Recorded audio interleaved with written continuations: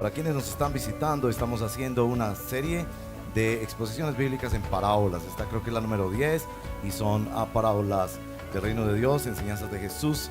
Decimos que es el lenguaje de la gracia, cómo Jesús predica el evangelio y cómo Jesús descifra los códigos de nuestro corazón. Lucas capítulo 15 contiene 3 parábolas de Jesús, todas ellas enmarcadas en el evangelio de lo perdido que es encontrado.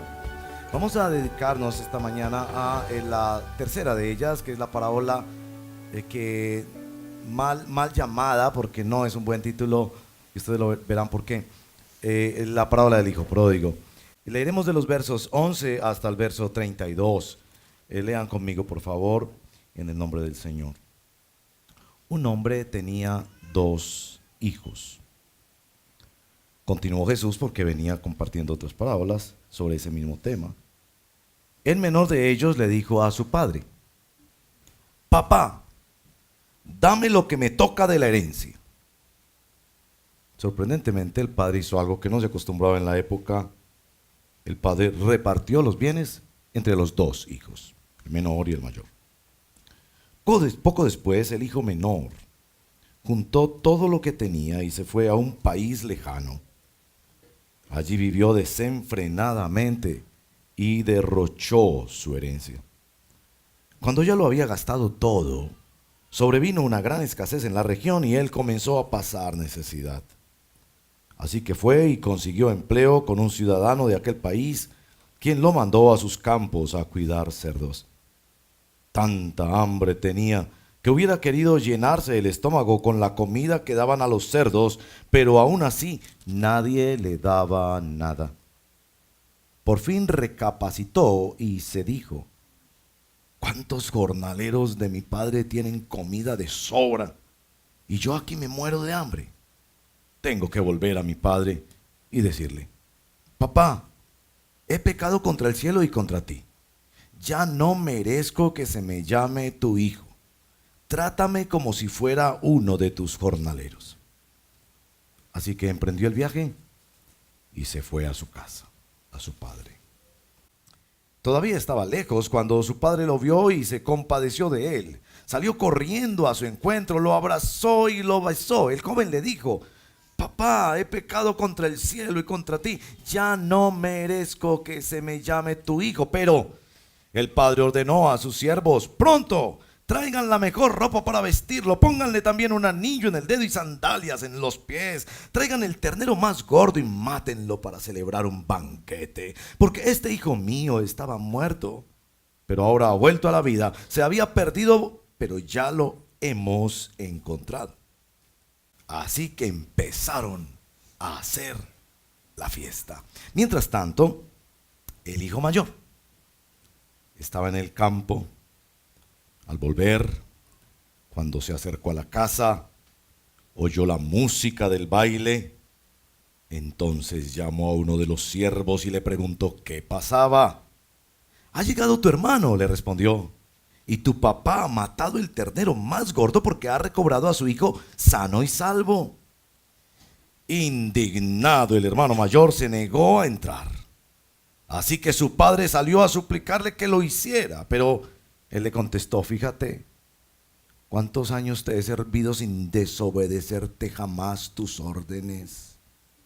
Y ni un cabrito me has dado para celebrar una fiesta con mis amigos.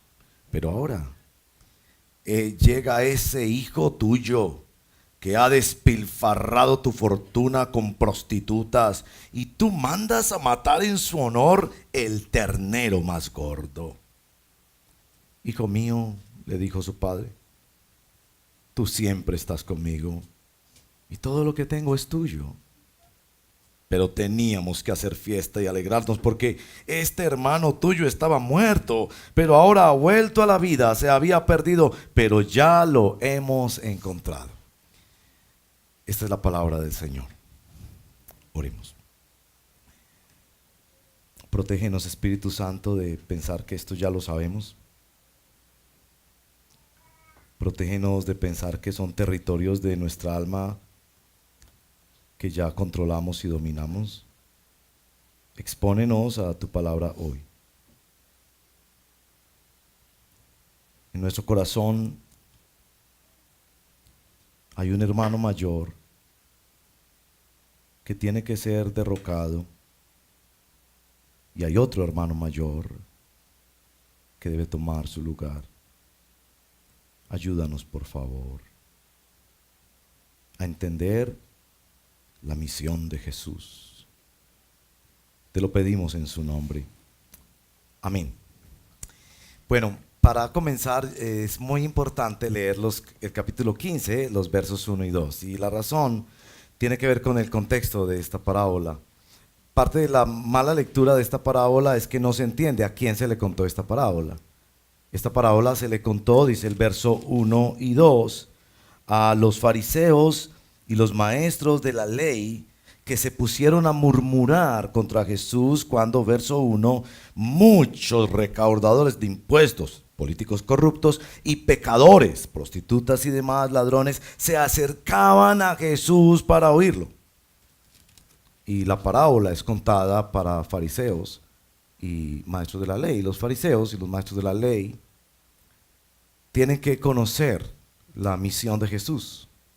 Y Jesús en la parábola, y hemos ya visto en nuestros estudios de parábolas que el contexto es muy importante, Jesús cuenta la historia para decir, el hermano mayor en la conocida parábola del hijo pródigo son los fariseos y los maestros de la ley.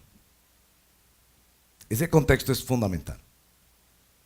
Hablaremos de lo que llaman en algunos círculos el síndrome del hermano del hijo mayor y haremos una aplicación a nuestra condición de ser misioneros porque seguimos a Jesús misionero. Bueno, empiezo con esta pregunta. ¿Quiénes de ustedes fueron o son hermanos mayores en su familia? Muy bien, no se tienen que sentir mal por eso, está bien que sean hermanos mayores. Ahora, ¿quiénes como yo no fuimos o no somos hermanos mayores, pero fuimos de esos hermanos de la mitad o de los pequeños que le hicimos la vida bastante difícil a los hermanos mayores? Denles pena levantar la mano, pero levanten la mano.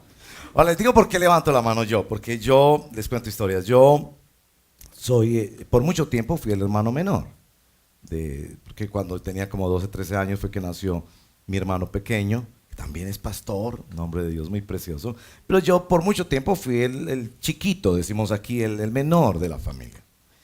Y yo sí les hacía la vida muy difícil. Me acuerdo que mi papá es el que cuenta esa historia. Me da vergüenza saber que yo no me acuerdo de esas historias, pero mi papá me las recuerda.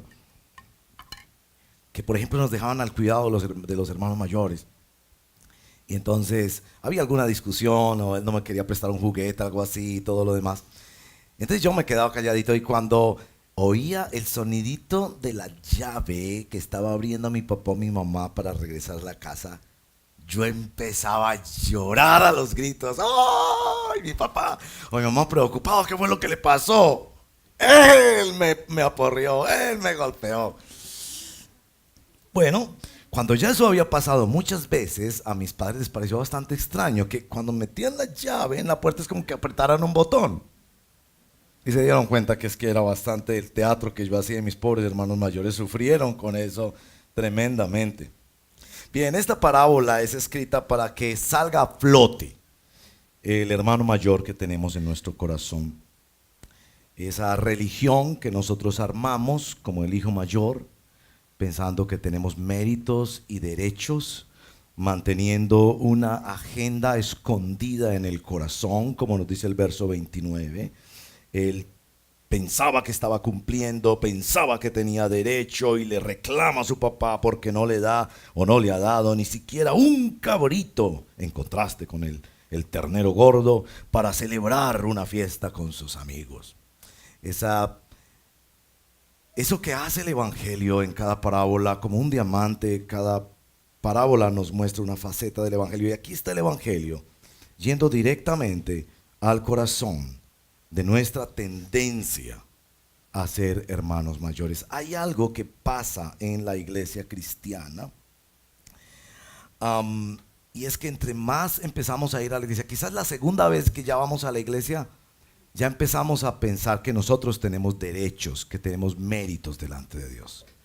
Y entonces ya hemos dado un par de ofrendas y hemos ayudado un poco más, o nos hemos sencillamente sentado en una silla y ya pensamos, ¿cierto? Y si llega una persona mal vestida o si vemos una persona en la calle, pensamos que nosotros estamos por encima de él.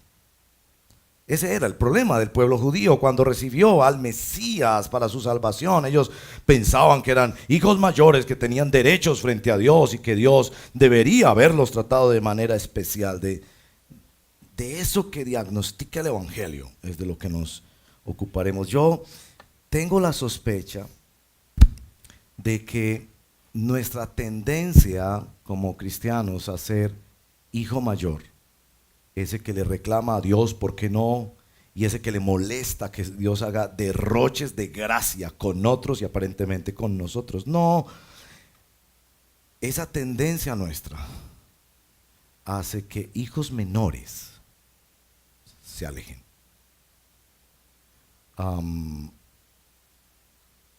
Yo me pregunto si parte de la lucha del hijo menor fue: yo no me quiero quedar en la casa para ser un aburrido como mi hermano. Los estudiosos del fenómeno del hijo mayor o del hermano mayor dicen que los hijos mayores son hiperresponsables.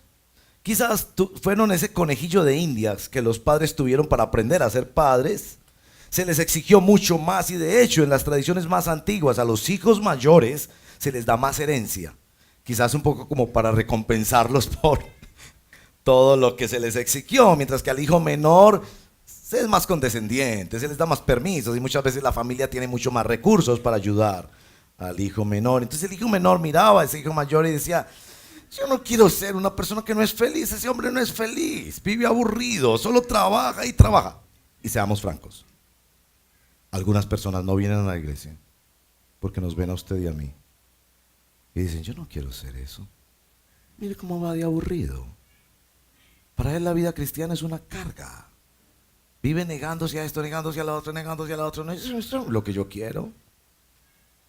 Ese es el problema que esta parábola del Evangelio levanta.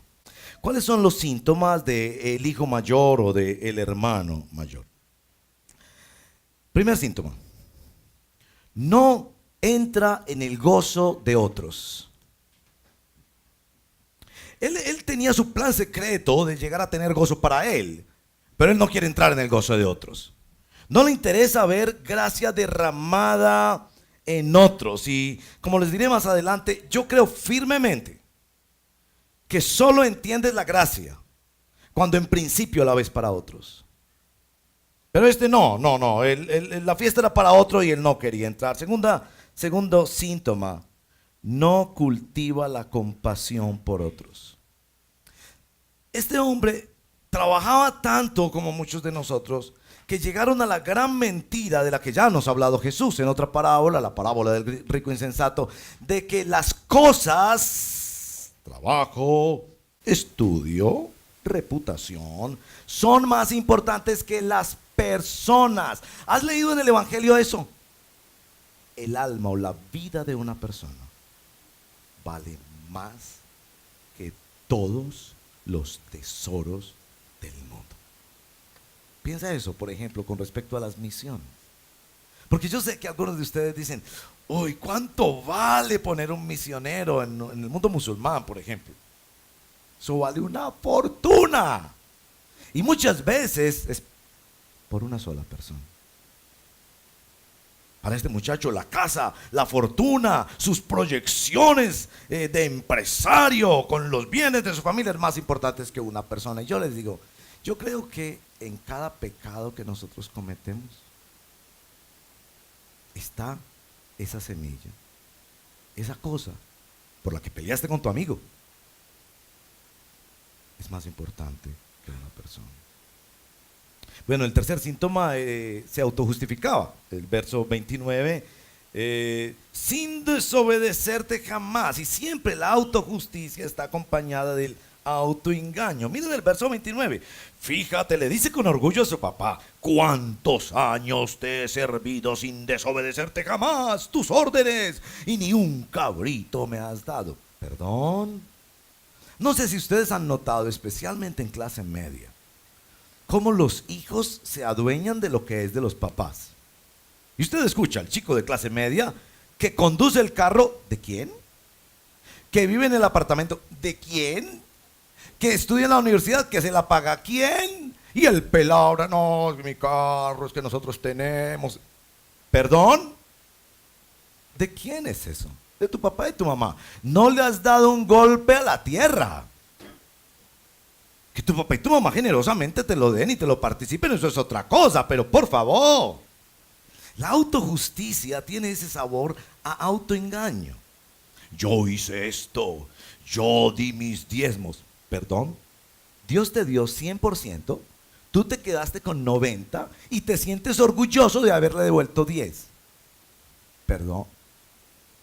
Dios te dio compasión en tu corazón, Dios te dio oportunidades de educación, Dios te dio vida y aquí estás tú diciendo, no, la semana pasada hicimos una gran conferencia. ¿Perdón? ¿Quién hizo eso? ¿Quién fue el que lo hizo? Evidentemente la autojusticia lleva al autoengaño. Cuarta síntoma, estaba enojado con su papá y no se lo decía. Pareciera que es más grave para Dios que no se lo digas a que estés enojado. La rabia que él tenía con papá no era de ese día. Él venía contando día tras día tras día. Día número 834,000, no me dio el cabrito. Día número 834,001, no me dio el cabrito. Y después el papá lo llama y le dice, todo esto yo nada más lo hubieras pedido. Es como cierta ironía que hay dentro de la parábola. Todo es tuyo, ¿por qué no lo habías pedido? Porque él guardaba una bronca en su corazón, como en las buenas familias. Que nos sacamos los trapitos al sol es cuando hay algún problema. Verá que pase algo y ahí se la tiro. Él tenía una rabia con papá. Eso lo llaman los que estudian el comportamiento la rebeldía pasiva. A propósito, la rebeldía pasiva es peor que cualquier rebeldía. Es una bomba peligrosa, es implosiva, enferma y se dispara en un momento que nadie lo espera. Padres de familia, pregúntale a tu hijo, mi amor, ¿estás enojado conmigo por algo? Este muchacho llevaba años enojado con papá y no se lo había dicho. Ahora, el peor síntoma de este hijo mayor es el orgullo. Y el orgullo especialmente basado en una dinámica que contiene nuestro texto y es el tema del mérito. El hijo menor, verso número 21, llegó a la conclusión que ya no merecía. La traducción no es muy buena, es mejor la Nueva Versión Internacional que la Reina Valera en este caso, pero la traducción todavía es muy imperfecta. La intención del texto es decir, yo me di cuenta que no tenía méritos. Es decir, él llegó a papá a decirle, dame lo mío. ¿Perdón? Y el papá como que le siguió el cuento y le dijo, ¿tú piensas que eres dueño de esto? Llévate la mitad. Pero cuando lo derrocha, regresa donde el papá a decirle, ya no merezco. La idea básica es, no puedo seguir diciendo que merezco. Mientras que el hijo mayor, contraste muy importante en esta parábola, yo merezco, yo te he obedecido, yo he seguido tus órdenes, esta empresa familiar es por mi trabajo y no me has dado, yo tengo mérito. Esta parábola me ha dado una nueva definición de la palabra orgullo. Orgullo es tomar la gracia de Dios como si se mereciera. Es decir, tomar los regalos de Dios, la protección de Dios, el amor de Dios, la sensibilidad de Dios que Dios ha derramado en tu corazón y pensar que tú lo mereces, como los hijos que se adueñan de lo que no es de ellos. A propósito, siempre les digo orgullo, orgullo, orgullo. Fue la razón de la caída de Satanás. Y siempre que Satanás te está tentando para caer en pecado, pone una semillita de orgullo. Te lo mereces. Tu esposa no te satisface. Tu empleador gana mucho más que tú. Él también ha hablado mal de ti. Te infla el ego para después poder hacerte caer en pecado. Y este hombre está con un corazón completamente cerrado, lejano, desconfiado de papá, con una agenda secreta para su autocomplacencia y autojustificación. Pero está dentro de la casa. Están los fariseos y maestros de la ley con Biblia en mano, con la liturgia del templo, con las acciones extraordinarias de Dios sobre su pueblo. Estaban perdidos en la casa. Por eso la parábola debe llamarse realmente los dos hijos perdidos. Porque de hecho la intención de Jesús es contar la parábola diciéndole: tú estás más mal que el que regresó. Porque el que regresó por lo menos regresó diciendo: no merezco. Pero tú estás aquí en casa lleno de ira contra papá y piensas que mereces. Estás con la misma enfermedad de la religión humana, pero no te has arrepentido todavía. Ahora, ¿cómo el Evangelio precisamente trata el problema de esta religión del hermano mayor? 4 cosas esenciales y la aplicación. Primero, estas son las instrucciones de la parábola. Primero, acepta la invitación a participar en el gozo de otro.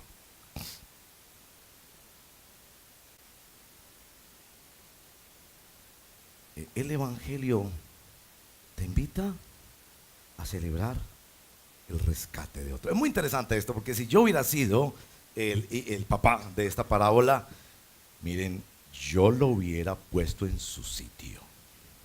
Yo tengo hijos. Aquí estoy yo rescatando a este hijo. ¿A usted qué le importa que yo gaste lo mío en hacerle una fiesta? Hágame el favor y me respeta. Yo quiero tratarlo así, pero no. Papá solo sale, no hay regaños, solo lo invita a que entre en la fiesta.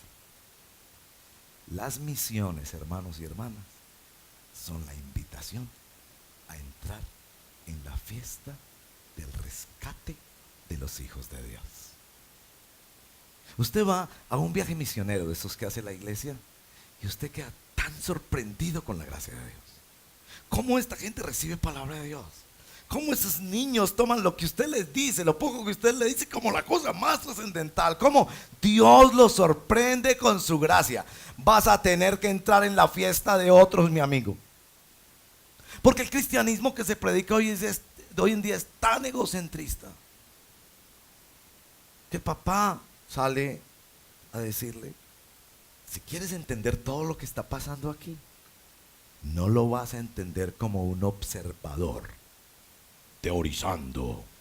Yo voy a ir a esa iglesia un año a ver. No, entra en la fiesta de la gracia de Dios.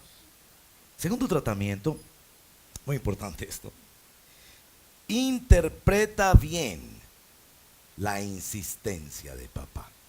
Bueno, Jesús contando, ya les ha contado 3 parábolas, y las 3 parábolas son sobre perdido y encontrado, sobre no tener mérito y tener que ser encontrado, y sobre la celebración extraordinaria que tiene que ser la gracia de Dios. Pero papá en la historia sale a insistirle al muchacho: entre. Vas a tener que aprender a entender la insistencia de Dios. Y este es el punto. Cuando Dios insiste, es porque no hemos entendido. Eso no es complicado, ¿cierto? Cuando Dios insiste, es porque no hemos entendido. Papá, pero ese se gastó en... Entra a la fiesta. Papá, pero nos avergonzó a todos. Entra a la fiesta. Papá, pero el saldo en rojo de los libros de la empresa. Entra a la fiesta. Papá, pero él se fue con prostitutas y viene oliendo a cerdo. Entra a la fiesta. No has entendido cuando Dios está insistiendo. Mis amados, ¿se dan cuenta que Dios insiste con mucha frecuencia en nuestro corazón? ¿A usted no le ha pasado que no? Y lo escucha por aquí, y lo escucha por allá, y abre la Biblia y vuelve, y en el sueño el Señor le habla, y en sus pensamientos, y se recuerda, y viene una canción, y alguien le cuente.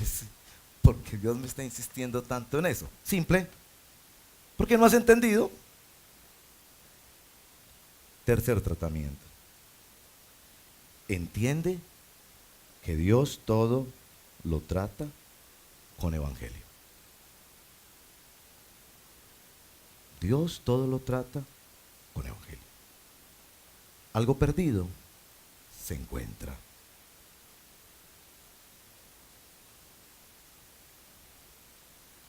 El ser humano no tiene mérito alguno para negociar con Dios o pedir sus favores. Todo es por la gracia. En el reino de Dios se debe celebrar prominentemente la gracia de Dios. Entiende que Dios todo lo trata con evangelio. El evangelio no es solo para el comienzo de la vida cristiana, el evangelio es para toda la vida cristiana. Todos los días hemos de venir a Cristo en arrepentimiento y fe para declarar que no tenemos mérito alguno y que dependemos exclusivamente de la gracia de Dios. Y todos los días hemos de adorar y glorificar a Cristo porque mostró su gracia preciosa al morir por nuestros pecados y a resucitar para darnos su Espíritu Santo.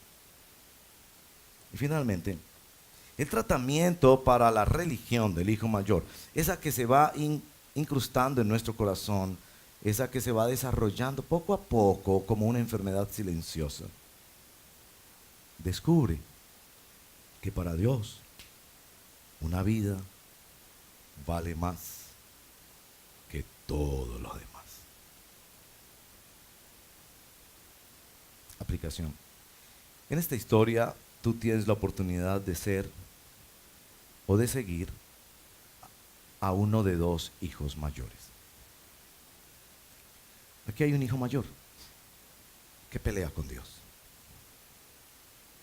que como no entiende cómo funciona la gracia, y la verdad pasaremos toda la eternidad tratando de entenderla, pelea con Dios desde las estadísticas de la empresa, desde la dignidad de la familia, desde tantas cosas. Tú puedes seguir la religión del hijo mayor, pensando que vas acumulando méritos porque ya llevas 2 años y 3 años y 4 años y ya has servido en esto y en lo otro y ya le has dado a los pobres y has ayudado y ya has dejado y dejado y dejado y ya has sufrido y sufrido y sufrido. Puedes seguir por ese camino, no te lo recomiendo. O puedes seguir a otro hijo mayor. El que está contando la historia es un hijo mayor, Jesús. Y es exactamente el contraste más grande con este hijo mayor. Jesús, nuestro hermano mayor, dejó todas sus riquezas para ir a buscar. Esa es la razón porque en la historia el padre del hijo pródigo no se va a buscarlo, porque había enviado al hijo mayor. Es Jesús quien no solo busca al hijo menor perdido, sino al hijo mayor también perdido. Es Jesús quien en la palabra nos insiste, vuelve, entra a la fiesta. Es Jesús nuestro Señor, el hijo mayor. Y el hijo mayor, ese sí que te recomiendo seguirlo. Pero quiero recordarte, ese hijo mayor es misionero. Para él, ser hijo mayor era ser misionero.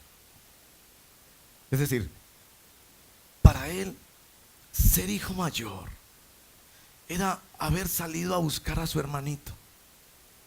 Qué tan distinto al de la historia, ¿no? No era quedarse en casa juzgando al hermanito y quizás pensando, mejor que no vuelva. Todo lo contrario. Para él era ser misionero. Este es el punto.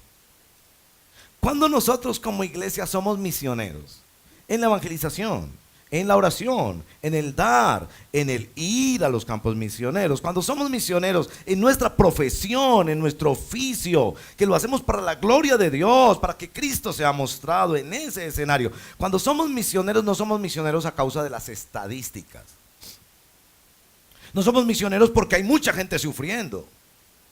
Somos misioneros porque seguimos a un hermano mayor misionero.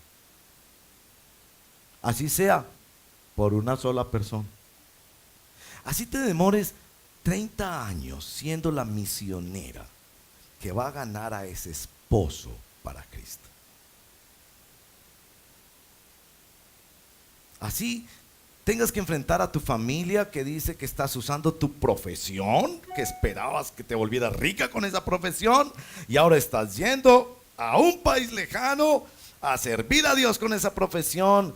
Pero tú no lo haces porque ahí hay mucha necesidad, aunque haya mucha necesidad.